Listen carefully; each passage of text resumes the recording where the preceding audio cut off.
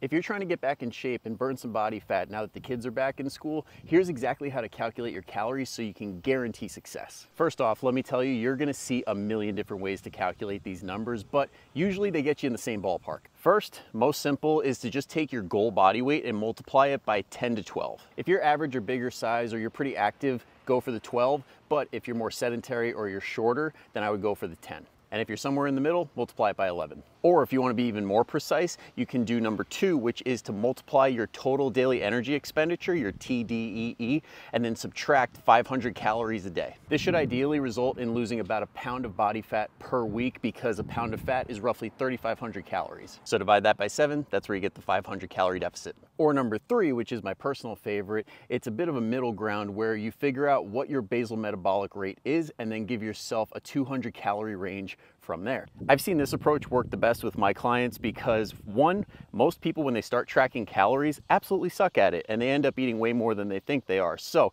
if you aim low and then end up a little bit higher than that, but you're still in the deficit, you're still gonna see results. And let's say you're losing a little bit too fast, you're going past that 1% of body weight per week mark, then you can always add in calories, which is always a great thing. So regardless of whichever method you do choose, just know that these are basically guesstimates. Ideally, this should work perfectly and you should reliably lose weight, but sometimes that doesn't happen. So you need to know how to adjust. You also need to make sure that we're doing this accurately and make sure that you're weighing things properly and you're not just guessing and saying you're calorie counting. That's why I did an entire podcast episode on this, because it's not as simple as a 60-second video. There are a lot of layers to this. So if you want to see the whole thing so you can set yourself up for success this school year, just comment podcast and I'll make sure you get it.